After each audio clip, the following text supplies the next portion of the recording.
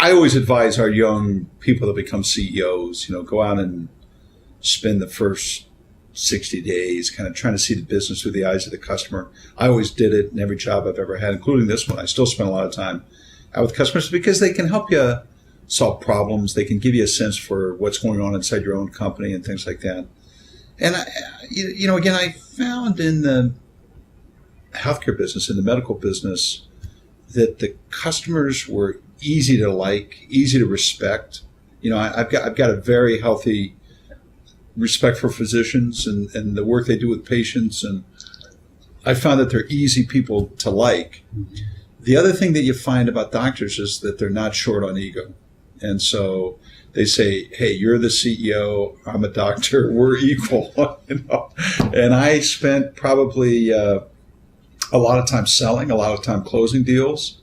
And I would collect from Paul or Tom. I would pick up the phone and call, 5 or 6 customers every Friday, just out of the blue. Hey, how you doing? Or I understand we're working on a deal with you. Is there anything I can do to help? And just that personal touch, that pervasiveness and personal touch, particularly when you're selling to doctors, means a lot. I would have taken less money to do that job, to be honest with you.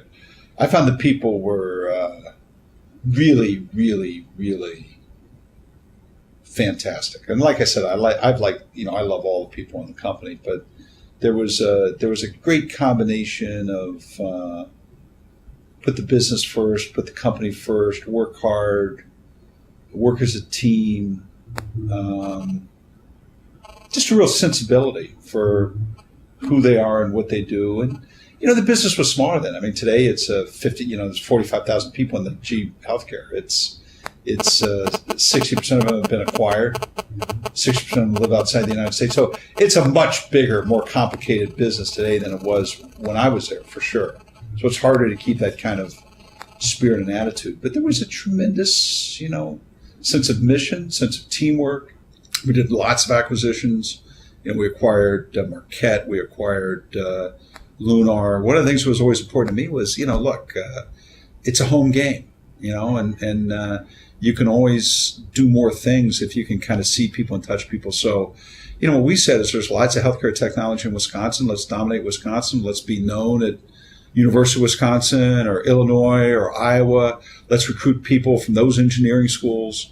And so we went long, kind of that region, and that served us very well. It's also served us, by the way, in places like the Nordic region, Sweden, Norway, Finland. GE Healthcare's got 8,000 employees in those 3 countries. We are very important to the healthcare communities of those places. So I've always been a kind of a fan of getting someplace and dominating that region from an HR standpoint, from a community standpoint. France is that way. Wisconsin is that way. The Nordic region is that way.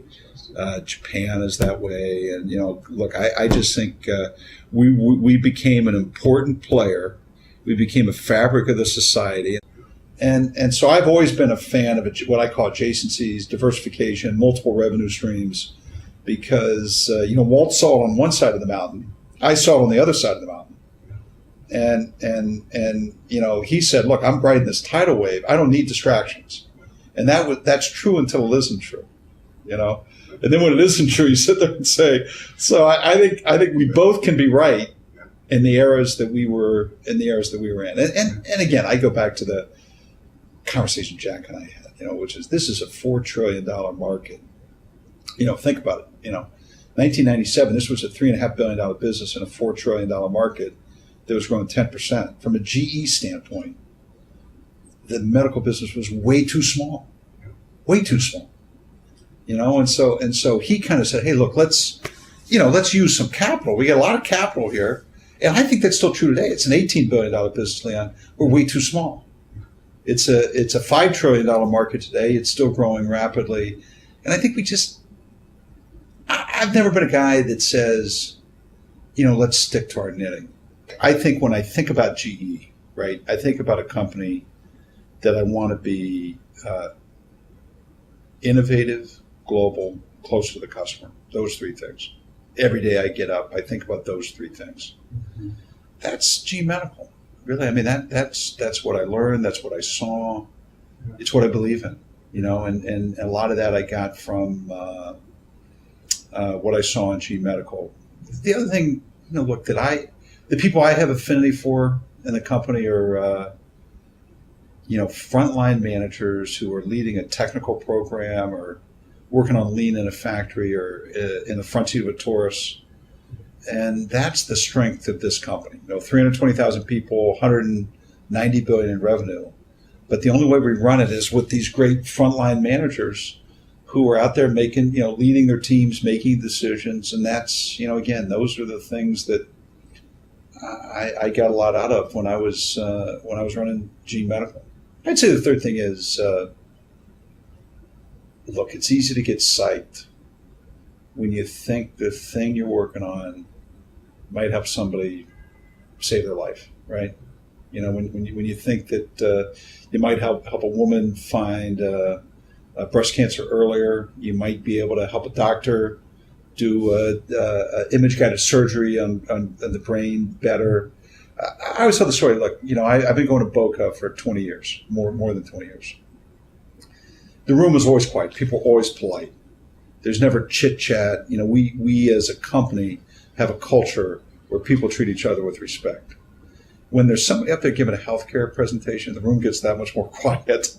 In other words, when you see it's your own life and somebody from GE Medical stands up and starts giving a pitch on curing cancer, right? The room gets really quiet.